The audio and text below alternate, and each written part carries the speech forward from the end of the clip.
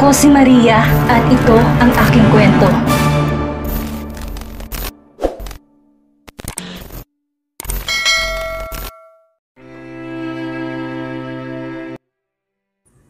Pag-uwi ni Carmela ay sinalubong siya kagad ng kambal niya.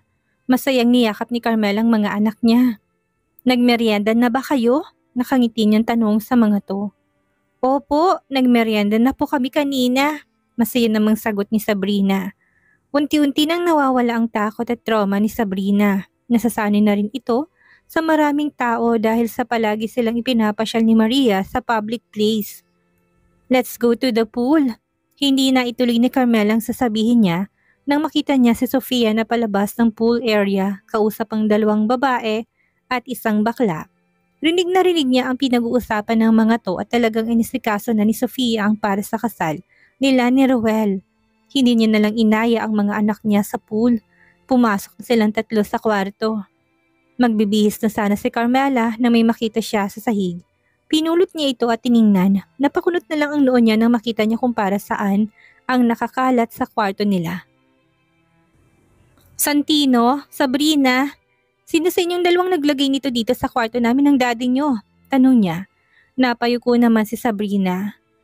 I'm sorry, Mommy. Hinging tawag niya kaagad. Nilapitan ni Carmela ang anak niya saka siya naupo para mapantayan niya ito. Ipinakita niyang hawak niyang fake pregnant belly.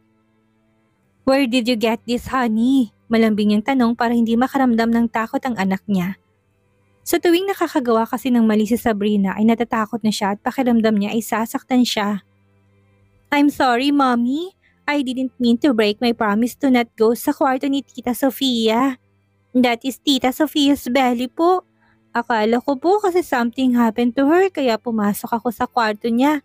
Pero bago siya pumasok sa bathroom, nakita ko po yan sa floor. Mahinang wika niya. Niyakap ni Carmela ang anak niya at hinaplos ang buhok nito. Pinaramdam niyang hindi siya galit sa anak niya para hindi na ito matakot. I'm really sorry po, Mommy. Are you mad at me? Bakas pa rin ang takot sa tinig ni Sabrina. I am not, honey. Don't do it again. Curiosity will kill you, anak. Do you understand me? Don't go there again. Mabilis namang tumango sa Sabrina sa katinas niyang kamay niya na nangangako. I promise po, Mommy. I'm sorry po ulit. Tumango na lang si Carmela sa kanya hinaplos ang buhok ng anak niya. Sa lubong pa rin ang mga kilay niya, napapaisip siya kung ano ba talagang binabalak ni Sofia. Why is she wearing a fake pregnant belly? One thing is for sure, she's not pregnant, ani Carmela sa isip niya. Santino, huwag mo nang hayaan na bumalik pa doon ang kapatid mo.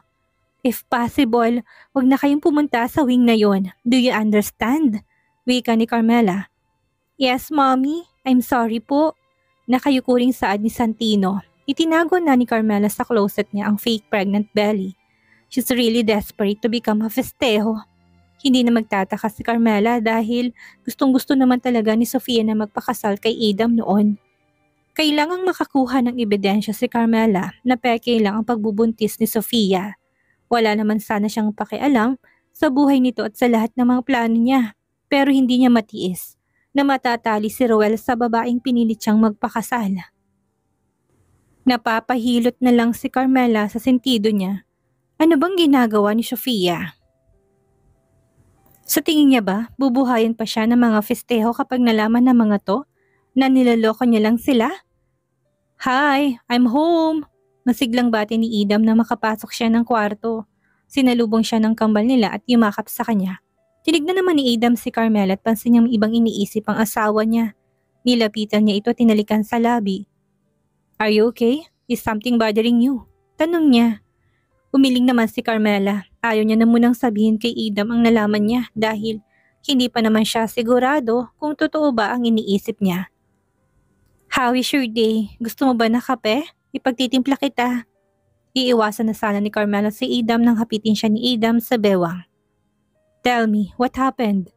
What are you thinking? Tanong ni Idam. Napabuntong hininga naman si Carmela. Nothing, I'm just tired. Sagot niya pero hindi pa rin kumbinsido si Idam.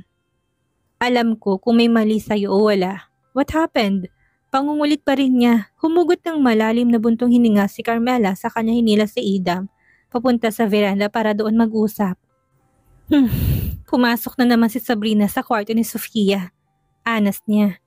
Did she hurt my daughter? Kunot noong tanong ni Idam na ikiniiling naman ni Carmela. Nakuha ni Sabrina ang isang fake pregnant belly sa kwarto ni Sofia. I think Sofia is faking her pregnancy para pakasalan siya ni Ruel at maging parte ng pamilya niyo. Lalong nagsalubong ang mga kilay ni Idam pero hindi na siya nagugulat sa mga ginagawa ni Sofia. Mabuti na lamang pala at pumayag siya sa offer ni Carmela noon dahil kung hindi baka siyang nababaliw ngayon dahil kay Sofia. So you're thinking to expose her secret? Don't do it now. Kung sasabihin mo kay Sofia ang nalaman mo, pwede kanyang baliktarin. Pwede niyang sabihin na binili mo lang ang fake pregnant belly or worst, she will plan to kill you para manahimik ka. Let's gather evidence against her first. Huwag kang kikilos na mag-isa mo lang. Do you understand? Tumango naman si Carmela dahil yun naman talagang plano niya. Niyakap ni Idam ang asawa niya. Bakit ba hindi siya nilulubayan ng pamilya niya? Palagi na lang siyang sinusundan.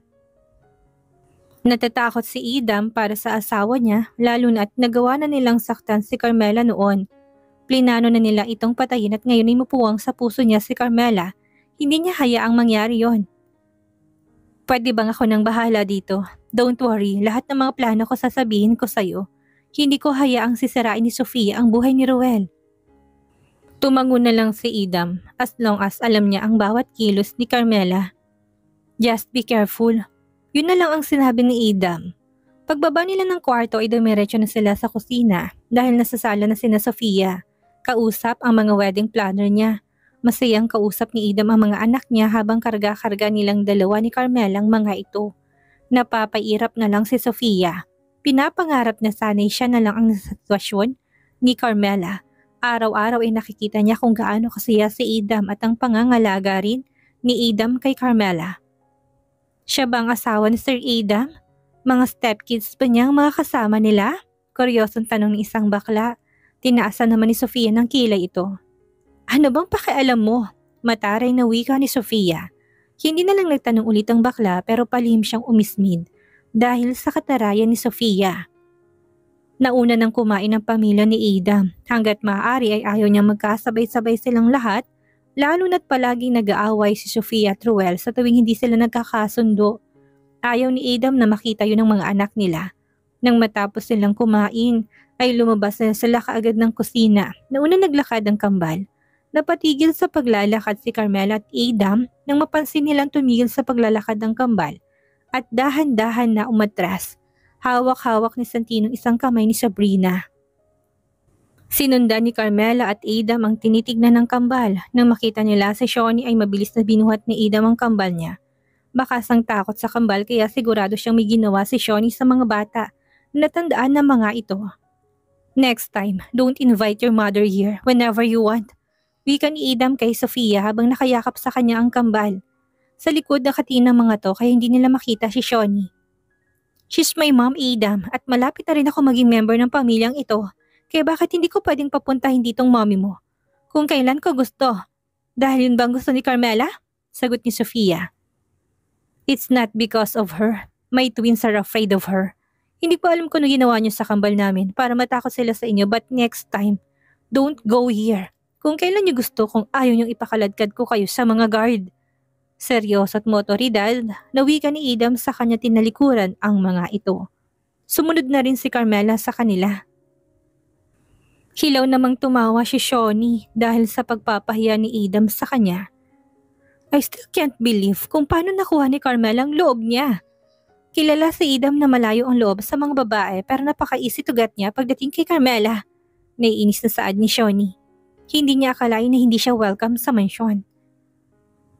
Nang matapos makipag-usap si Sofia sa mga wedding planner niya ay pumasok na silang mag-ina sa loob ng kwarto niya. Inilibot ni Shawnee ang paningin niya sa buong kwarto ng anak niya. Napatango-tango na lang siya dahil malawak at malaki ito. Sa lawak ng kwarto mo, parang kailangan pang pagsamahin ang dalawang kwarto sa bahay natin. Hindi ba kayo tabi na matulog ni Ruel? Anos niya. Sa kabilang kwarto natutulog si Ruel. Sagot ni Sofia na ikinataas ng kilay ni Shawnee. Something happened between you and him. Nabuntis ka na rin niya. Bakit hindi ka pa rin tinatabihan? Bawas-bawasan mo pagsusungit mo sa kanya dahil siya na lang ang magiging kakampi mo sa mga festeho. Huwag mong hayaan na si Carmela pang kampihan niya. Paninir mo naman ni Shawnee. Hindi naman sumagot si Sofia, dumiretso na itong pumasok sa loob ng bathroom. Nilibot naman ni Shawnee ang kwarto ng anak niya. Pumasok din siya sa walk-in closet at isa-isang tinignan ang laman ng mga drawer. Nakangiti siya habang tinitignan ang mga jewelries ng anak niya. Konti na lang ay magiging buhay prinsesa na rin ito. Sisiguraduhin ko ang magiging apo ko ang magiging tagapagmana ng mga festeho. Hindi na maghihirap ang pamilya namin. Masayang wika ni Shawnee. Sa pagtitingin siya sa mga drawer ng anak niya ay nakita niyang tinatago ni Sofia. Tiningnan ni Shawnee ang isang fake pregnant belly. Bakit may ganito siya? Usal niya sa sarili niya. Makalipas ang ilang minuto ay natapos na si Sofia na maligo. Paglabas niya ng bathroom ay hindi niya nakita ang kanyang ina. Saan na naman nagpunta yun? Anas niya. Pero hindi niya nalang pinagtuunan ng pansin at dumiretso na siya sa walk-in closet niya. Pagpasok niya ay nakita niya ang kanyang ina na nakaupo sa isang upuan. Akala ko lumabas na naman kayo. Ako na naman ang pagagalitan kapag nagpakalat-kalat kayo sa mansyon. Sa susunod tawagan niyo na muna ako bago kayo pumunta dito dahil hindi ko alam kung anong mga paninirang sinasabi ni Carmel about me. That woman is so annoying. Nainis na saad ni Sofia habang naghahanap ng maisusuot niya. What are you thinking, Sofia? Seryosong tanong ni Shawnee.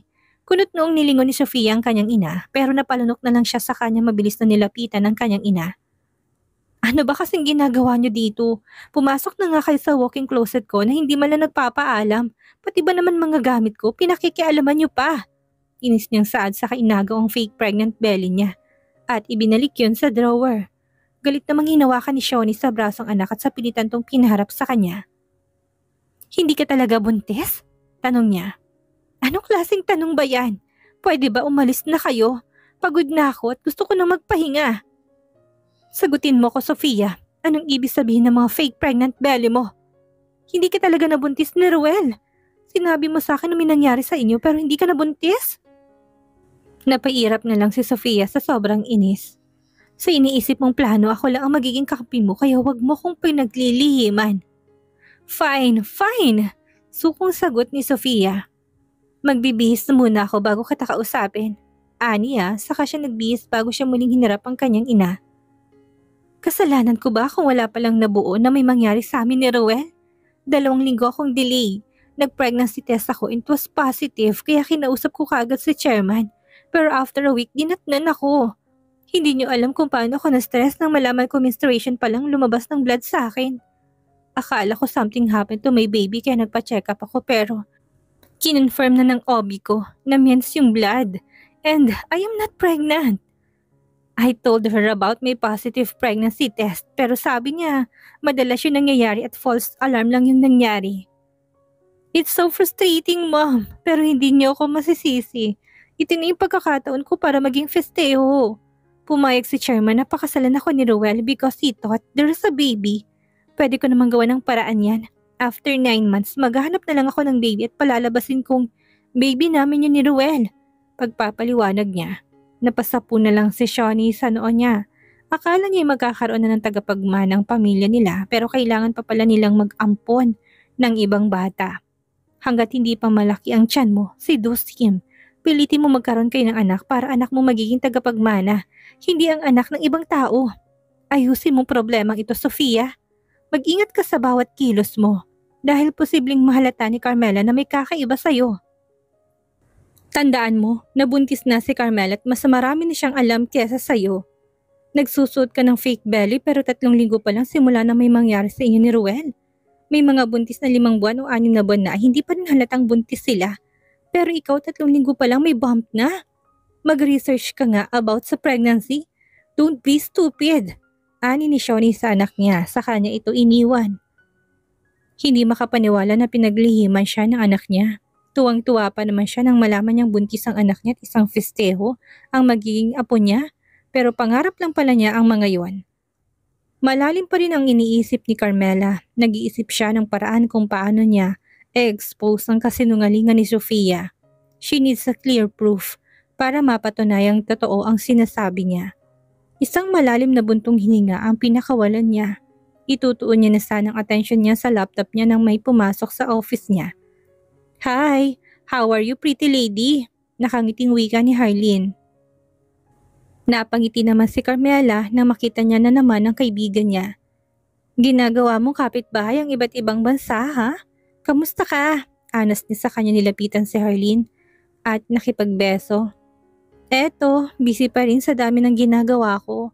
Hindi ko talaga maintindihan kung bakit hindi man lang ako binigyan ng kapatid ng mga magulang ko. Akala ba nila nakakatawa ang only child lang? Nakaka-boring at nakakapagod. Wala man lang akong kasama para i-manage ang kumpanya." Pagrereklamo niya, saka sila naupo sa sofa. Bahagya na lang na natatawa si Carmela. "Depende rin sigurong pagkakaroon ng kapatid. Binigyan nga ako ng kapatid pero kaaway naman ang tingin namin sa isa't isa. Kahati ang tingin namin sa isa't isa tapos nag-aagawan pa sa isang lalaki." Natatawang saad ni Carmela. Natawa na lang din si Harleen. Dahil magkaiba naman kasi ang ina niyo. Siguro naman hindi kaaway o kahati ang tingin niyo sa isa't isa kung iisa lang ang mommy niyo. Anyway, where is your witch half-sister?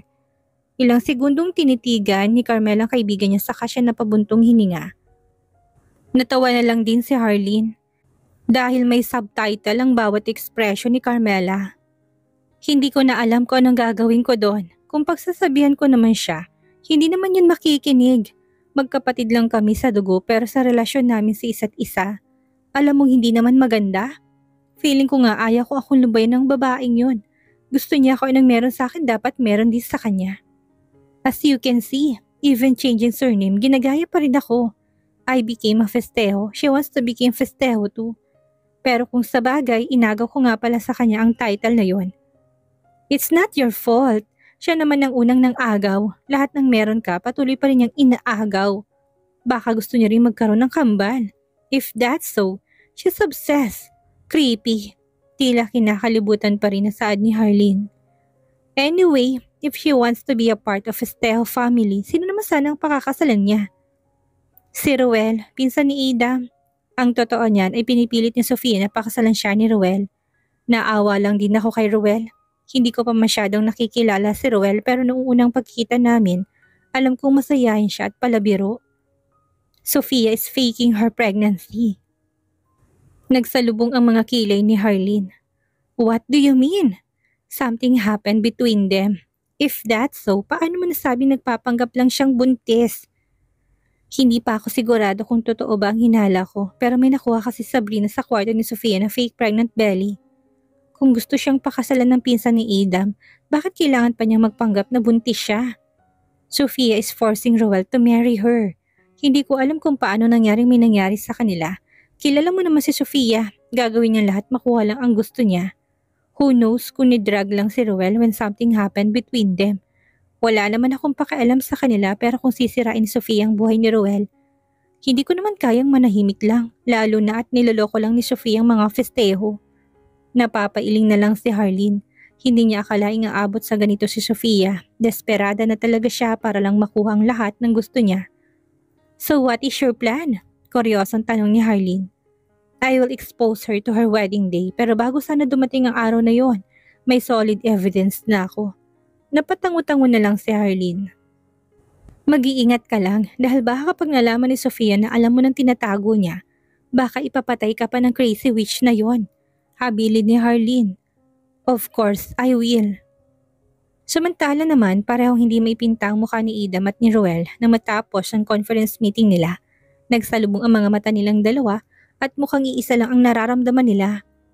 Naiinis sila sa bida-bida na anak ng isang board of directors na si Marky. Nang makalabas ng ibang board of directors ay nilapitan ni Marky ang magpinsan na parehong nag-aayos ng mga papeles.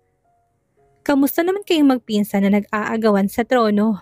Paano kung wala naman talaga sa inyo ang magiging CEO ng kumpanyang ito?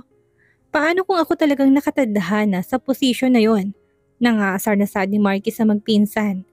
Nanatiling tahimik si Idam habang inaayos sa mga gamit niya, habang si Roel naman ay hindi marunong magtimpi ng pasensya. Do you really think that you deserve that position? I won't let that to happen. Wala si isa sa inyong makakakuha ng posisyon na yon. May dinawikan ni Roel sa kanya. Inis na umalis. Nilingon ni Marky si Idam pero wala itong pakialam sa kanya.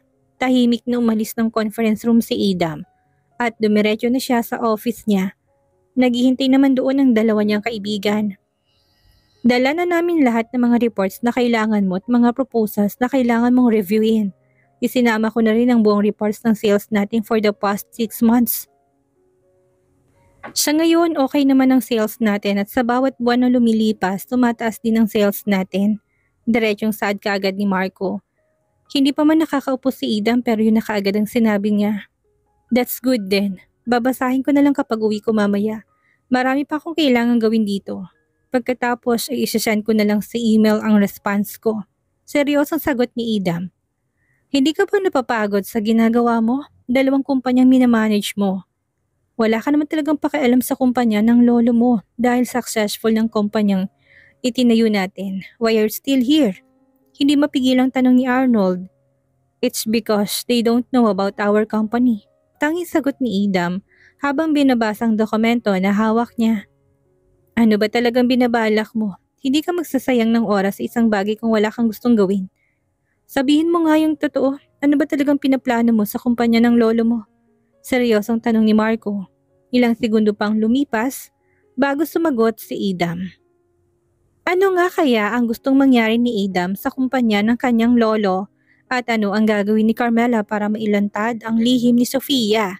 Mapigilan kaya niya ang kasal ni Ruel sa kapatid niya? Yan ang ating aalamin sa susunod nating kabanata.